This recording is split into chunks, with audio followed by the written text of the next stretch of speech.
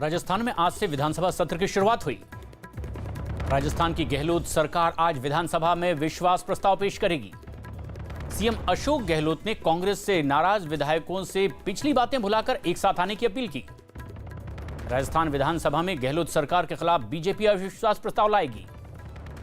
कांग्रेस ने राजस्थान में प्रचंड बहुमत का दावा करते हुए बीजेपी पर निशाना साधा। राजस्थान में बीएसपी ने व्हिप जारी करके अपने 6 विधायकों को कांग्रेस के खिलाफ वोट करने के निर्देश दिए। श्रीनगर के नौगाम सेक्टर में पुलिस टीम पर आतंकियों ने हमला कर दिया, जिसमें 2 पुलिसकर्मी शहीद हो गए। कोर्ट की अवमानना के मामले में प्रशांत भूषण दोषी करार दिए गए।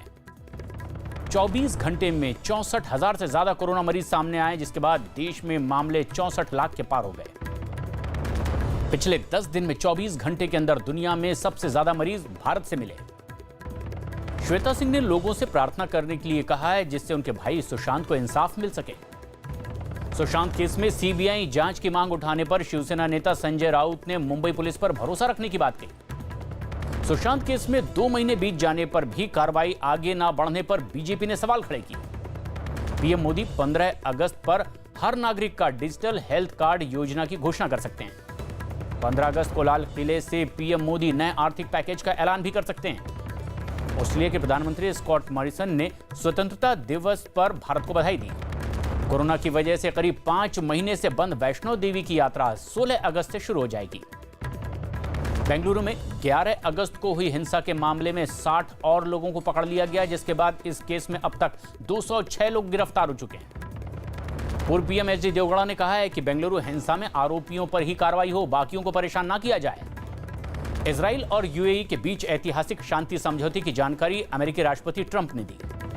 पीएम मोदी ने मालदीव को सहयोग जारी रखने के साथ ही दोस्ती को हिंद महासागर की तरह गहरा बताया। राष्ट्रपति रामनाथ सिंह स्वतंत्रता दिवस की पूर्व संध्या पर शाम 7 बजे आज राष्ट्र को संबोधित करेंगे। हिमाचल प्रदेश के सीएम जयराम ठाकुर के 3 सुरक्षाकर्मी कोरोना पॉजिटिव पाए जाने के बाद अस्पताल में भर्ती हुए। जम्मू कश्मीर के कुपवाड़ा में पाकिस्तान की तरफ से फिर हुई गोलाबारी का भारतीय सुरक्षा बल ने भी करारा जवाब दिया है। स्वतंत्रता दिवस के पहले ही चेकिंग में असम पुलिस ने भारी तादाद में हथियार बरामद किए। महाराष्ट्र सरकार निर्माण कार्य में करने लगे मजदूरों को 3,000 रुपए की मदद देगी। कोरोना की वैक्सीन के लिए राहुल गांधी ने सरकार को सुझाव दिए। बीजेपी ने देवेंद्र फडणवीस को बिहार का चुनाव प्रभारी बना दिया। बीएमसी कमिश्नर महामारी के वक्त बंगले की मरम्मत के लिए 40 लाख का टेंडर निकलवाने पर सवालों में घिर गए। महाराष्ट्र में बीजेपी नेता चित्रा वाघ ने सरकारी बंगलों की मरम्मत के टेंडर पर उद्धव सरकार को घेरा है। भीमा कोरेगांव हिंसा मामले में एनआईए ने हिंदू कॉलेज के प्रोफेसर पीके विजयन को पूछताछ के लिए बुलाया है। अयोध्या में मस्जिद के लिए सुन्नी वक्फ बोर्ड ट्रस्ट के जरिए लोगों से चंदा जुटाएगा। यूपी में भारी बारिश की चेतावनी के बाद एनडीआरएफ और एसडीआरएफ को अलर्ट किया गया है। एम्स में स्वास्थ्य मंत्री हर्षवर्धन ने कोरोना योद्धाओं को समर्पित ब्लड बैंक की शुरुआत की है। उत्तर प्रदेश के बांदा में करंट लगने से 2 बच्चों की मौत हो गई। दिल्ली के पास उत्तर प्रदेश के गौतम बुद्ध नगर में मुठभेड़ के बाद पुलिस ने 2 बदमाशों को गिरफ्तार कर लिया है। बिहार के मधुबनी में तालाब में नहाने गए एक ही परिवार के 3 बच्चों की डूबने से मौत हो गई। यूपी के सुदीक्षा केस में आरोपी की जानकारी देने पर 20,000 का इनाम रखा गया है।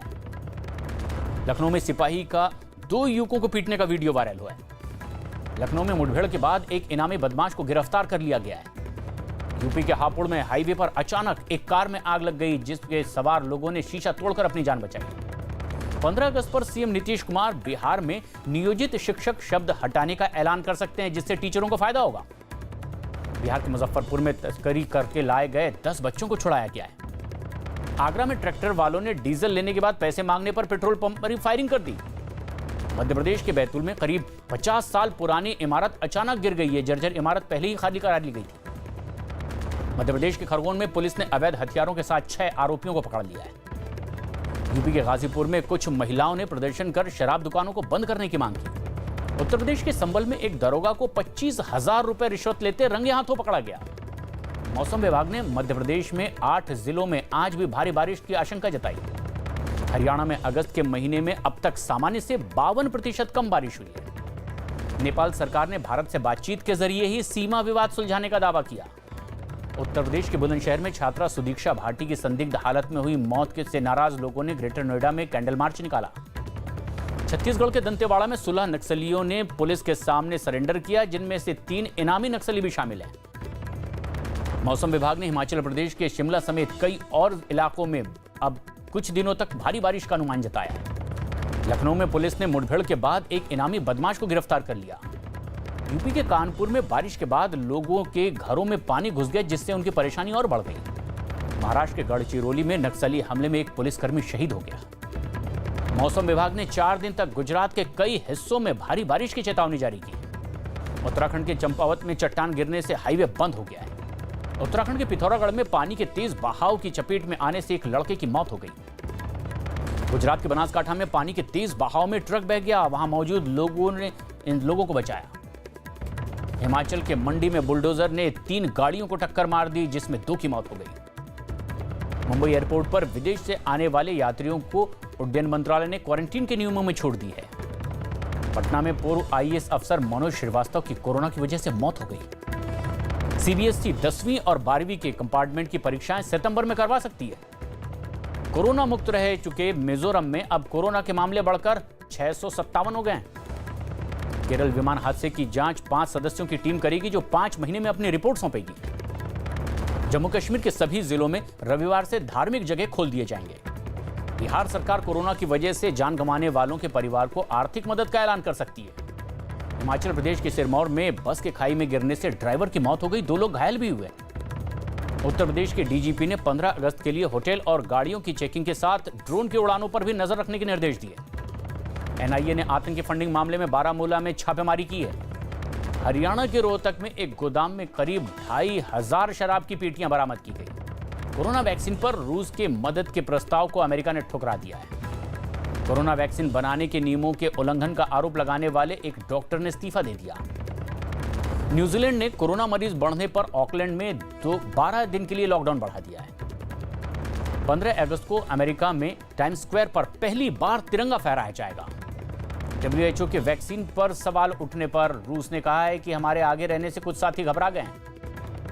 पाकिस्तान के स्वतंत्रता दिवस पर बलूचिस्तान में लोगों ने काला दिवस मनाया है। ट्रंप सरकार ने ऐलान किया है कि अमेरिका में कोरोना वैक्सीन मुफ्त दी जाएगी।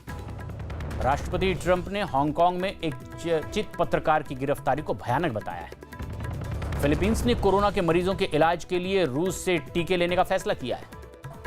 मेक्सिको में पिछले 4 महीने से बंद सिनेमाघर कुछ शर्तों के साथ अब खोल दिए गए हैं। ऑस्ट्रेलिया ने कोरोना के नए मरीजों की संख्या में काफी कमी आने का दावा किया है। न्यूजीलैंड में 14 और लोगों को कोरोना हुआ, जो पिछले दिनों कोरोना पीड़ित परिवार के संपर्क में आए थे। बेलारूस में राष्ट्रपति चुनाव के दौरान प्रदर्शन करने वाले करीब 7000 लोगों को हिरासत में लिया गया।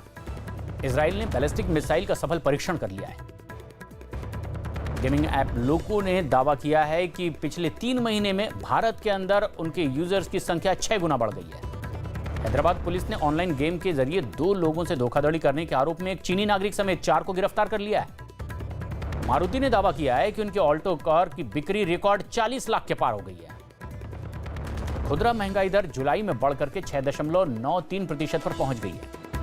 बास्केटबॉल खिलाड़ी माइकल जॉर्डन के जूते 4.5 करोड़ से ज्यादा में बिके हैं, जो उन्होंने 1985 के मैच में पहने थे। हैदराबाद में बैडमिंटन खिलाड़ी एन सिक्की रेड्डी और फिजियोथेरेपिस्ट किरण सी कोरोना पॉजिटिव पाए गए। खेल मंत्री किरण रिजिजू आज fit India freedom run launch करेंगे, जो 15 अगस्त से 2 अक्टूबर तक चलेगी। मेजबान इंग्लैंड ने के खिलाफ दूसरे टेस्ट के पहले दिन ही पाकिस्तान ने 5 विकेट खोकर 126 रन बना लिए। जिया खान की मां ने सुशांत केस में सीबीआई जांच की पैरवी की और बोली, मेरी बेटी की मौत को भी आत्महत्या बताया गया था। वरुण धवन ने सुशांत केस में सीबीआई जांच की मांग की है। सोनू सूद फिलीपींस से 39 बच्चों को लीवर ट्रांसप्लांट के लिए भारत लाएंगे। कोंकणा सेन शर्मा और रणवीर शौरी की शादी 10 साल के बाद उनका तलाक हो गया है। गुंजन सक्सेना पर आईएएफ की आपत्ति के बाद करण जौहर ट्रोलर्स के निशाने पर आ गए।